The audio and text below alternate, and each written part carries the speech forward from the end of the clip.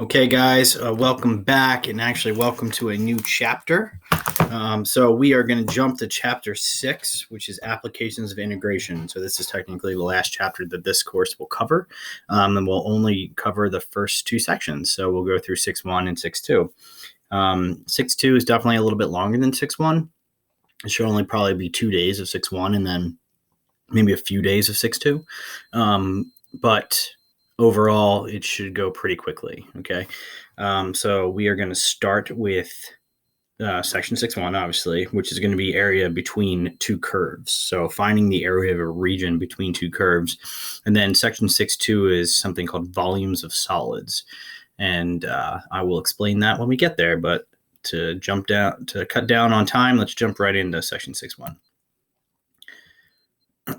Sorry. All right. So section 6.1 is area between two curves, or area between curves itself.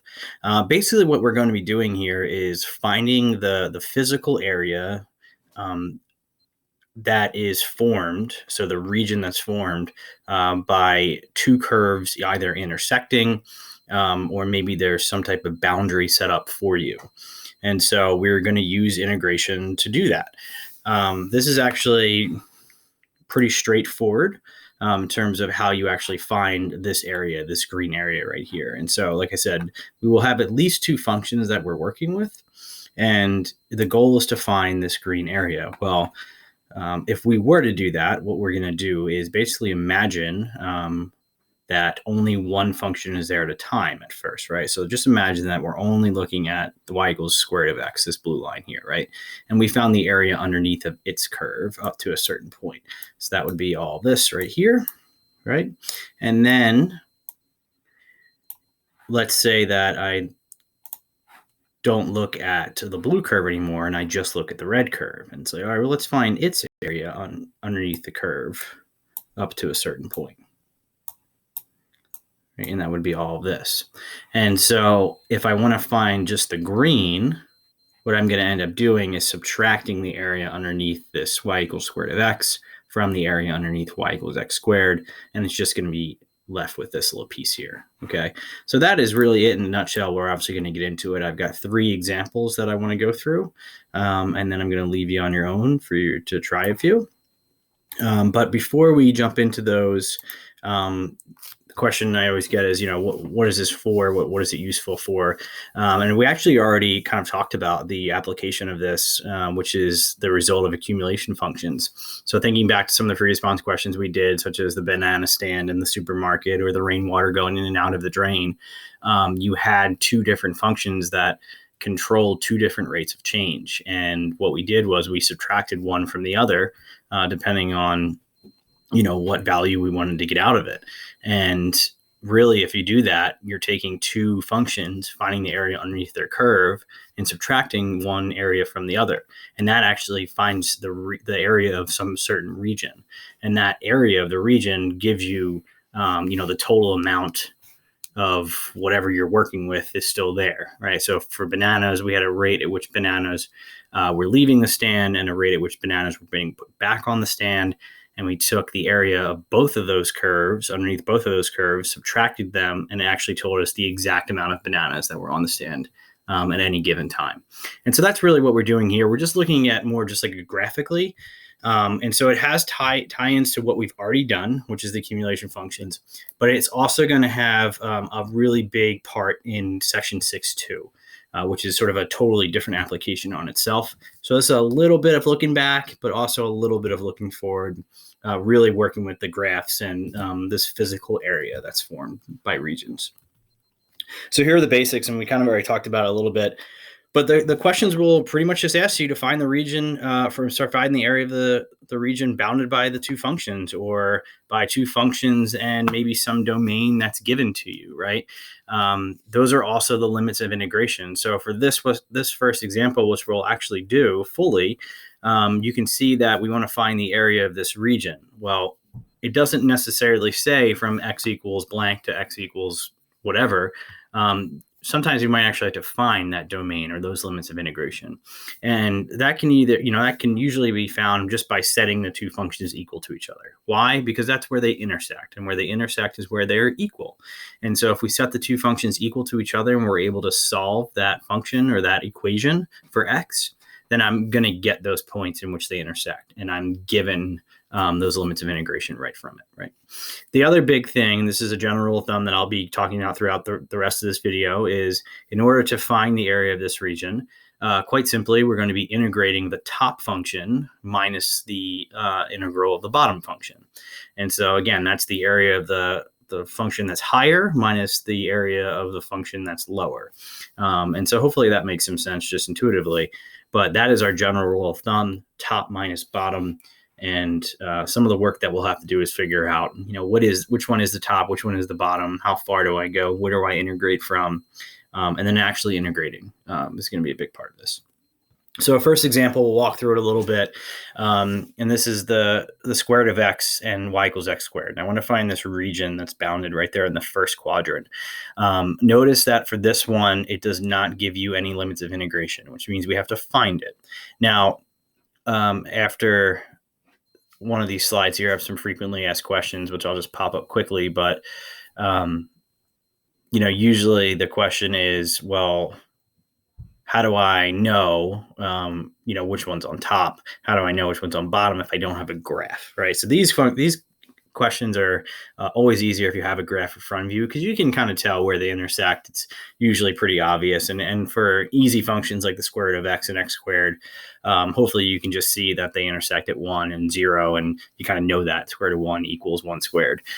But for those that don't, and we'll go through an example that there is no graph right away, we'll have to do a little bit of extra work. But for this one, it's fairly simple. We know the top function is the square root of x. We can see that it's literally above y equals x squared. So x squared is the bottom function. And so the area of this region, so the area of this green region, is going to look like this. It's going to be the integral from, eventually will be 0 to 1, but let's say for right now, we don't know that. We just know that the top function minus the bottom function is the square root of x minus x squared. This integral in total will give me that, right? And so remember that I can take the integral of one function, subtract it from the integral of the other function, but combine that into one integral if the bounds are exactly the same, right? The limits of integration are the same. And since this problem is built so that the limits are the same because you want a specific region, we're going to be able to do this every time, okay? So this right here, this piece, top function minus bottom function, that is pretty much your formula you want to live by for section 6.1. So if you're writing something down, that is definitely the thing to write down, okay? So let's look at this. Let's say, for instance, that maybe we didn't know, right, where the intersection of square root of x and x squared is. Of course we do. It's really not too bad, but let's say we didn't. And all we have to do is then set those two things equal to each other. Again, because I know that where they intersect is where they are equal to one another, and where they're equal to one another, I can start and stop my region, all right? So this circle and this circle, we'll set square root of x equal to x squared. We'll square both sides to get here. I'll subtract x over to get here and set it equal to 0. I'll factor out an x, and then I can say, well, if this is true, then x either has to equal 0 or x has to equal 1. All right, so algebraically, it does work as well. All right, so now once we have our limits of integration, that's x equals 0 to x equals 1, we can actually start filling in the integral itself, okay? So we've got top minus bottom, square root of x minus x squared from 0 to 1. At this point, you're just doing definite integration, right? So we've done a lot of definite integration up until this point. I'm not going to harp on those things a lot. I do have them all written out here for you to kind of look at and work with a little bit. But for the most part, I'm just going to be really focusing on the setup, and then we'll just kind of breeze through some of the integration, all right? At any point, what I would encourage you to do throughout this video is pause if you're not sure of how to actually do these integrals, okay? Because I have everything written out, but again, the video is not about definite integration. It's about setting up and finding area between two curves, okay? So again, just recap, top minus bottom from 0 to 1. I found 0 to 1 by setting the two functions equal to each other. I've got this nice region right here. And so the area of this region is exactly 1/3 units squared. All right, and the units would be, whatever the problem is based off of, or if there are no units, we can just say 1/3. All right. All right, let's go. So here's my frequently asked question. So typically, if I'm not given a picture of the region and don't have a calculator, how can I tell which one is top and which one is bottom? The easiest answer to this is once you find the limits of integration. So you might want to do that first, just to have an idea of where, what your domain is. Plug in a value that's in between your limits, right, to both functions. And once you do that, whatever output is greater is obviously the one on top, right? They're still functions. They're still on an XY plane. They work the same. So if you're not sure what the functions look like just by recognizing the general functions, you can use inputs and outputs to figure out which one is on top and which was on bottom, all right? And then what happens if the top and bottom functions switch over a given interval? So it's very possible that you're given an interval. So typically with these problems, it'll say, find the area of the region from x equals 0 to x equals 10. But in between 0 and 10, the functions actually switch. They crisscross, they intersect each other. And then the top function actually becomes the bottom function, and the bottom function becomes the top function. And so you have to be able to work with that as well, with and without a graph. And again, that will come with just setting the two functions equal to each other. And if you find an x value that's in between your limits of integration, then you have to check to see if they switched. We'll do one similar to this along the way here. It'll be example 3. So here's example 2. We want to find the area of the region bounded by 2 minus x squared and g of x equals x. So here's one without a picture, right? There is no graph given to you. We have to do everything on our own. All right. So if you're not sure which one is greater, 2 minus x squared and x, we have to kind of figure that out first, right? So when I do that, so I want you to look at this left-hand side right here. If there's no graph, we want to find the limits first. That's going to give us an idea of what values we want to plug into these functions in order to get my top and bottom function out of it. So I'll set 2 minus x squared equal to x, and I'll start solving. I would add x squared over and subtract 2, just so I wouldn't have to deal with that negative x squared. I would factor and then solve. Okay, so x plus 2, x minus 1 equals 0, x equals negative 2, x equals 1. So there are my limits of integration. And so now if I want to figure out which function is on top and which function is on bottom, I'm just going to pick a value in between negative 2 and 1, plug it into both functions, figure out which output is greater. The greater output is going to give me the top function. Always pick something easy, negative 2 to 1. I'm going to pick 0 to make it easier myself. So f of 0, if I plug 0 into 2 minus x squared, I just get 2. And then if I plug 0 into g of x equals x, I just get 0.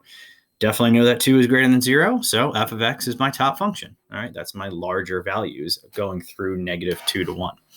Okay, so now I know which one is top, which is bottom. I know that x equals negative 2 to x equals 1 are my limits of integration. Just have to actually set up the integral and solve at this point. So you would not typically get this. I just put it on here, the actual graph, the actual piece that we're looking for, just so you guys can continue to visualize what we're doing. And so this area, this green shaded area, is what we would be finding. Okay. And so we know that from negative 2 to 1, we were correct based off of this graph, which is great. The red curve is 2 minus x squared, and then the blue curve is obviously just the line y equals x. And then I will actually set up my integral. So f of x minus g of x. One thing you want to look out for, right? This negative sign, if we have a more complicated g of x, is going to distribute into g of x. Okay, so if this was something like x plus 4, actually gets put into the integral itself. For this question, it's just x, so I'm just going to subtract x from 2 minus x squared. All right, and notice that my limits of integration are negative 2 to 1. And so from there, I would just solve. You would actually have to do your antiderivatives and then plug in. All right. Typically, the most amount of time that you would spend on these problems is doing the actual definite integration. The setup's really not all that bad. It's the same steps, setting the equations equal to each other, finding your limits, and then just making sure you have your top and your bottom functions correct. From there, as long as you're comfortable with definite integration, you should be good to go. Okay. So again, pause the video if you want to check out this definite integration work and the math behind it. It should work out to 9/2. All right. So the area between these two curves is 9/2 units. All right. Example 3. So we'll get a little bit more complicated here. So we're going to use some trig, but we're also going to look at this one's going to serve as one of those where the two functions cross each other before the end of the interval, and the top and the bottom functions switch. And so we're going to learn, excuse me, we're going to see how we can take care of that. Okay.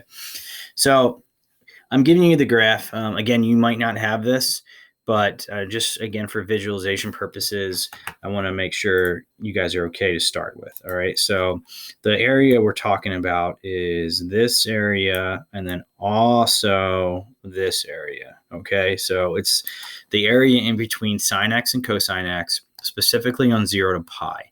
So for this one, if you notice that sine and cosine don't equal each other at 0 or pi. And so setting these two functions equal to each other isn't going to give you the values you want.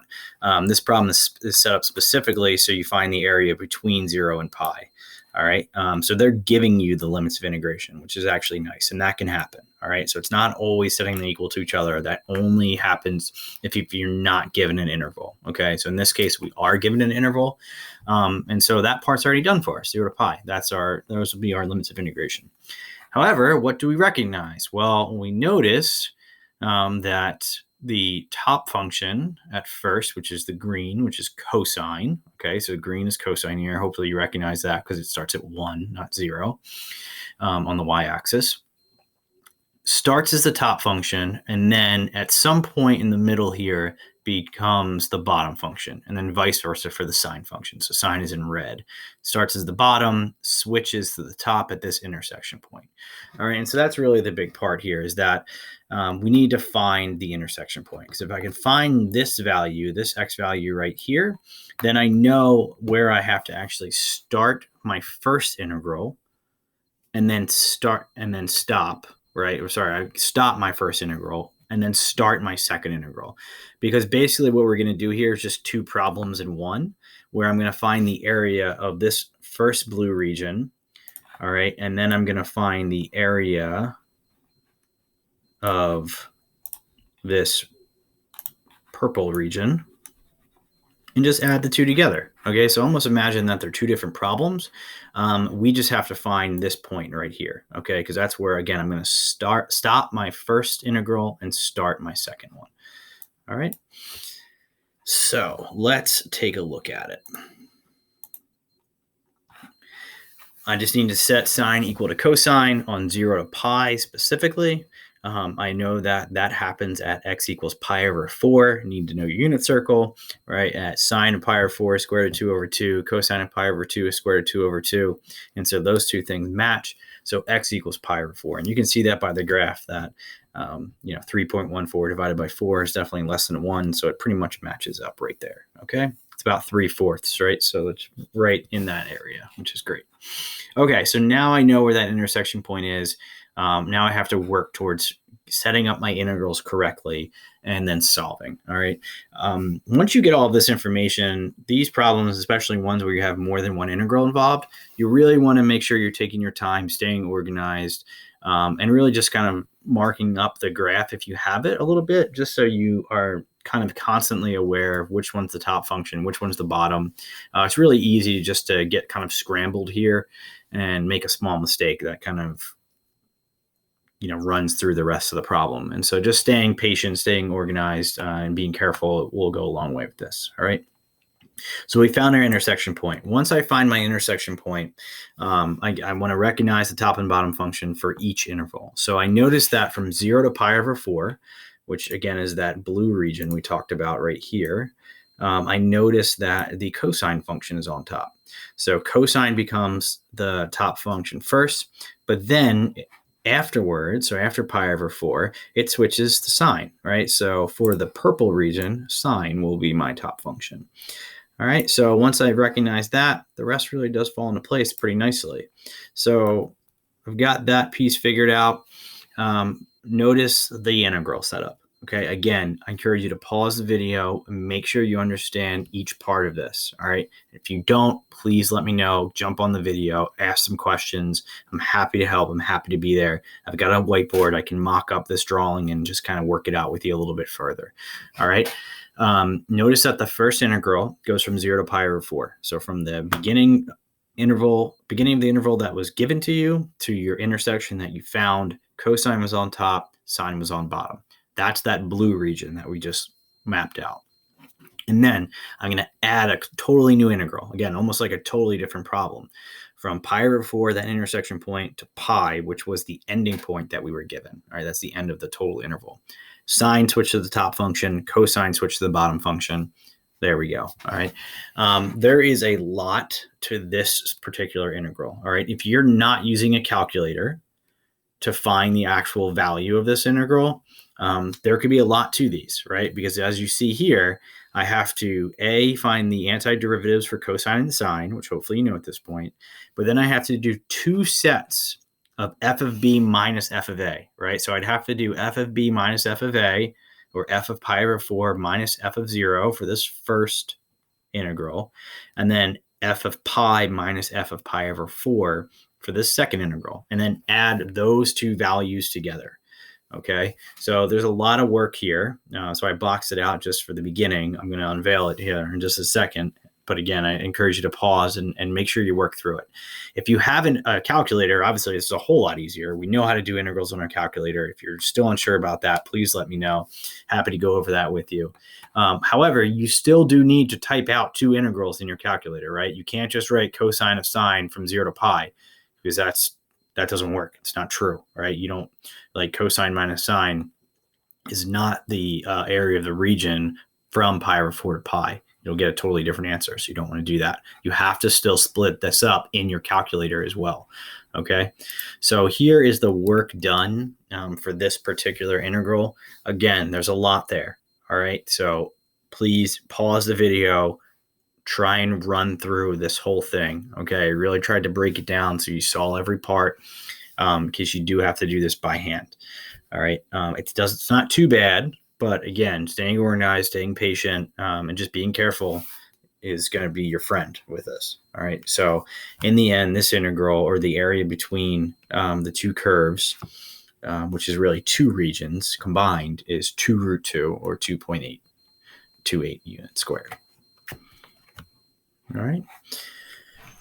Okay, so I'm actually going to cut the video there. That's all we're going to do for today. We're going to start we're going to start kind of small and then build. Okay, so here are some exercises for you to try. Numbers 2, 3, 4, and 6. Those are actually just setup problems. So you have a graph that you're given, and all you're doing is setting up the integrals. You're not actually solving that, so that won't take too long. It's just getting this idea down of what are the limits of integration, which is the top function, which is the bottom, and how does the integral look. Okay, so those first four should go pretty quickly. Number 18, I want you to ignore the directions that you're given in the book. And I just want you to find the area of the region. So basically do exactly what we just did in these examples, using the graph and the functions that you're given. All right. And then 19, 20, and 26, you're finding the area of the region. Those are good ones where you don't have a graph in front of you to work off of. Okay. So you're kind of working blind a little bit. Obviously, your home, if you need to use a calculator to see those regions, eventually you can do that. However, please, please, please try them without a calculator first. See if you can figure out the top and bottom functions. See if you can figure out the limits of integration without a calculator. All right. And then you can certainly use the calculator to confirm your answer. I actually encourage you to try and use the calculator, the integral function on your calculator, just as a little bit of a reminder and a little bit of exercise for you. Okay. Other than that, you guys are good to go. Let me know if you have questions. I'll talk to you soon.